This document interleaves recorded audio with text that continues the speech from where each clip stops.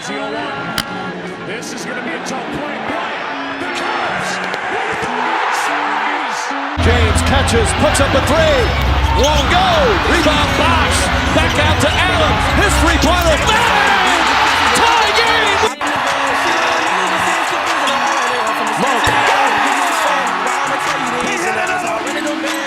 Back today, so I got time to be tripping or writing no love song. Yeah, writing no love song. We all experience love loss. Yeah. What's going on, everybody? This is Parker with Take His Whistle, and I am back with Kentucky basketball news, updates, whatever you want to call it. Last episode, it was after Kentucky beat Tennessee in Tennessee. Vols fans, I still did not forget that. We still whooped that ass. But I was kind of on the fence exactly how I wanted to do the SEC tournament. If I'm being honest, I expected Kentucky to play a lot more this weekend than I thought they did. So I was kind of just on the fence if I wanted to do it game by game or just do one big video summarizing all of it. And what kind of made my decision easy, because at the end of the day, because we lost not the first round, but technically our first round, we lost to Texas A&M. I'm sure you guys know that by now. But then I was just like, you know what? Let me wait until Selection Sunday, and I can briefly talk about our matchup and our seeding for the tournament, the big tournament. Without further ado, let's jump right into the SEC tournament, where we faced Texas A&M, and you know, I don't want to say that I saw it coming, but I do feel like going into that game, our fan base kind of overlooked them, definitely, and maybe the players did too. Not like this team just beat us a few months back. And yeah, we're a totally different team from whenever we played them at third place to now. And you could say that Kentucky was the hottest team in the SEC going into the tournament. Yeah, I know you could say it was Tennessee, but I mean, Kentucky just beat Tennessee. So I feel like Kentucky was the hottest team. We had all the momentum in the SEC. We jumped all the way up to the 2 seed. We were like, I mean, I feel like most people picked us to win the SEC. And I feel like a lot of people just kind of overlooked Texas A&M. And I was the one that I was like, look, if I'm being honest, Texas A&M probably watched the game. They'll probably watch film on the last time they played Kentucky, and they're like, look, whatever we did, it worked perfectly. Yeah, it went into overtime, but it worked. It worked, and I'm pretty sure their game plan was to do the same thing, and they did that excellently, and it showed. Kentucky fell in I guess, technically the third round of the SEC tournament, 97-87 to Texas A&M. A&M almost put up a hundo on us, which was just not a good performance from us. Obviously, it's Sunday now. I'm pretty sure this video is going to come out on Monday, so by the time if you do click on this video, you probably have heard something about the game, whether it's from an analyst, whether it's a coach, a player. But at this moment, everybody has probably said the same thing, and that's really just what it was. I mean, what we came out looking like on Friday was not the same team that we saw in Knoxville, right? I don't want to necessarily say that we were scared, but I definitely think the nerves got the best of us, and which I'll get into it. It's fine. That is fine for that game. It's fine. Just to I mean, you know, I that's just a whole world where all these players, or majority of these players, have no idea what it's like.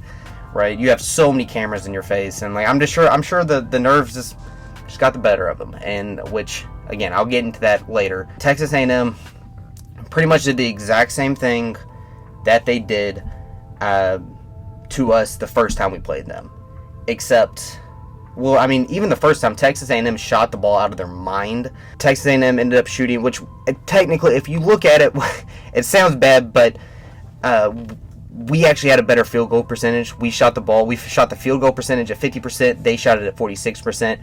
But if you watch the game, and I will try to get some highlights, Texas A&M just made any time there was a defender anywhere near player, they were making that shot. It was like that all game. Again, I'm not saying that, and I've said this in the past, I'm not saying that Kentucky didn't let Texas A&M shoot open shots, because they did. but a lot of theirs were extremely contested, just layup, acrobatic, throw it at the rims, and it went in. And, like, I mean, we were just sitting there at this bar just like, what in the world how did that ball just go in? So, I mean, like, props to Texas A&M. They came ready to play. On Kentucky's side, you know, like I said, it looked like we were kind of nervous. It looked like besides Rob Dillingham, who didn't necessarily have a good game, Kentucky just looked almost scared to shoot the ball, right? Like, I saw a stat that Reed Sheppard only took 2 shots in the second half. When Reed Sheppard is like our main closeout guy. What is that? Like, did Sheppard forget what he did against Mississippi State where he just went off? Did he forget what he did against Tennessee where he went off? Like, I don't know why Sheppard was afraid to shoot the ball, but he was. Reeves was unfortunately in foul trouble most of the game, which was questionable. All the officiating was questionable, but I don't want to put the blame on the refs because it is what it is. Reeves was in foul trouble, and that's huge whenever we don't have him. But other than that, like, really, Edwards was terrified to shoot it. Wagner was scared to shoot it. Fierro had a couple good drives, but for the most part, he was pretty just non-existent offensively. We sit there and look that Kentucky has this great offense that, yeah, our defense is terrible, but our offense is good that we still have a chance because how good of our offense was. If our offense comes out like that we saw on Friday, man, it'll be a short tournament. It'll be a short tournament because our offense is really the only thing we got. So hopefully they just got a taste of what the tournament was like. They're comfortable now. They know that they have to come to play. And, you know, we got 3 extra days. We got 2 extra day rest at the end of the day. I mean, that's a positive, right? Yeah, we haven't won an SEC championship in a while. There was a lot of Kentucky fans there that probably went home disappointed. I was disappointed because I thought we were just going to dominate this tournament. But, I mean, we got 2 extra days rest. The guys know how it feels to pretty much be upset. And, yeah, it's on to bigger and better things at this point. I think, like I said, Texas A&M played a great game. They were physical. Wade Taylor is somehow just like the most underrated guard, or maybe it's just when he plays Kentucky, underrated as all hell in the SEC. I mean, both times he's gone for 30-plus points on us, which is crazy. I mean, it's very similar to Hubbard for Mississippi State, just absolutely just gives you buckets. And Texas A&M did play very well against Florida as well the next day, so yesterday. But they just kind of just lost it there at the end as Florida went on a big run to win that game specifically. But Texas A&M played good. They got themselves a tournament bid. They are in the tourney. A lot of people are kind of questionable. A lot of people are kind of questionable about the entire tournament, which, again, I'll get into the tournament later. But Texas A&M did get them a bid, and I think that bid was probably because they beat Kentucky. And you look at their resume, and you're like, oh, well, they beat Kentucky twice. And, those are both really, really big wins, especially the second one, where Kentucky was the hottest team in the SEC. And they just hit them in their mouth. I don't want to say we got blown out, but we got hit in our mouths. For sure. Just lack of offense. The defense was literally non-existent. We've seen us play defense in the past, but this Friday was a different Kentucky team. Does it worry me? 1,000%. 1,000% it worries me. But also at the same time, I think we'll be okay. I might be sounding like Calipari here, but I think we'll be fine. I really do. We just worry. I feel I sound just like Calipari. We're a young team. We are a very young team. And they didn't know what to expect. Now they just got a little bit of taste. I hope that they have a bad taste in their mouth and they're trying to get that revenge as we play Oakland. So, looking ahead to Thursday, we gotta shake off that loss to Texas A&M because we're only guaranteed one more game. We got the 3 seed, which is pretty generous. If you had to ask me, it's pretty generous. Me personally, which is not that big of a difference, but me personally, I was thinking more of like a 4 seed, maybe a 5 seed because we have had some rough stretches.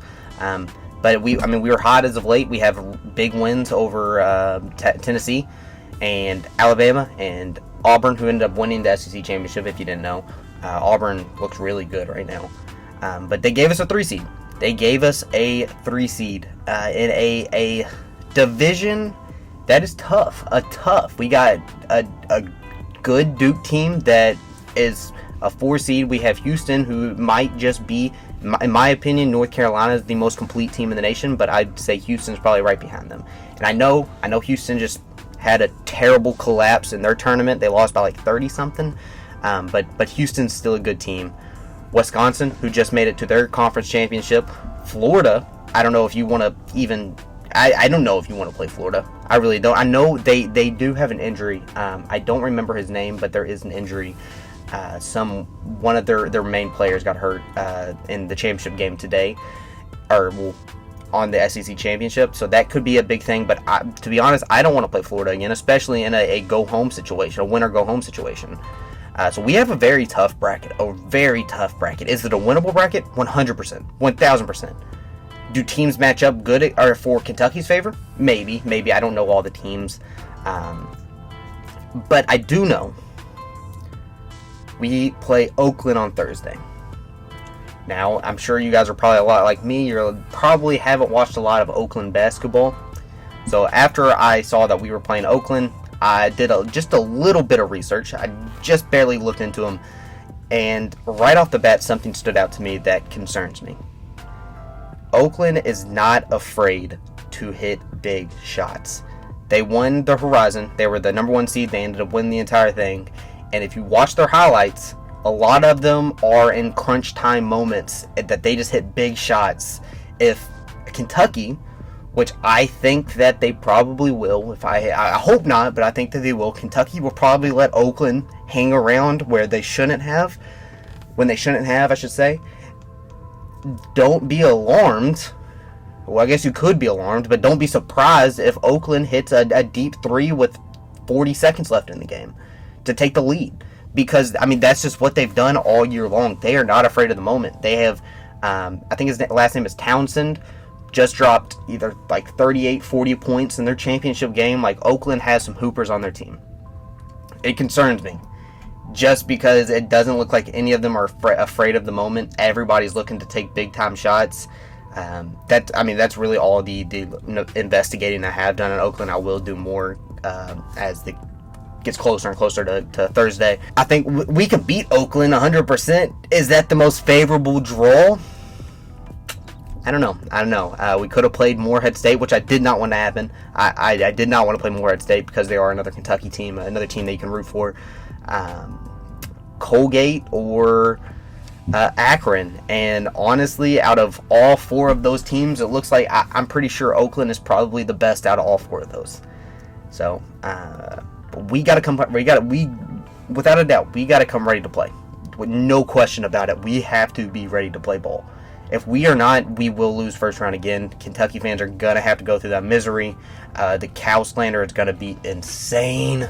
Oh my gosh, it'll be bad if we lose again. We gotta figure out. So we gotta win. We gotta win. We gotta go on a run. I'm confident in it. I'm pretty sure. I hope most people are confident. We got so many options. We got so many clutch scores. They just have to be ready to play. The last thing I do want to mention, which I think that a podcast might be coming sometime this week, me and Josh, and we might kind of go more in depth into the actual bracket. But Tennessee, kind of a funny potential storyline going on here. Tennessee got a 2 seed. They pulled a 2 seed, which I think that if they would have won the SEC outright, they would have got a 1 seed. I think if Kentucky would have won the SEC outright, the SEC championship, I think that they potentially could have got a 2 seed. But that's neither here or there. Tennessee got a 2 seed, which is, that's right. Tennessee should have got a 2 seed. They are playing St. Peter's, the 15 seed St. Peter's. Now, if you're not mistaken, 2 years ago, Kentucky was the 2 seed. We got matched up against St. Peter's and we got our asses whooped. We got our asses straight up whooped. Does tomfoolery rise again? I hope so. I hope so, man. I would die to see St. Peter's take down Tennessee. I would love it with everything in me. Man, but a very funny, interesting storyline going down at the bottom of their region. Other than that, like I said, me and Josh might break down the bracket a little bit more come the podcast, which I plan on getting one out this week. Other than that, again, I don't necessarily know what I'm gonna if Kentucky loses first round, I'll make a video talking about that, and that'll be that. If we win, I might make a video that day, that night, or I might just wait until the second game of the weekend, because if we play on Thursday, we're also going to play on Saturday. I might wait until like Saturday night or Sunday to make a video about both games. I don't really know yet. Still just kind of got to decide, and if it's a heartbreaker in the first round, I probably won't make a video that same night, because I'll probably, I don't know, be depressed. So other than that, that's going to do it for me. My name is Parker with Take His Whistle, and peace.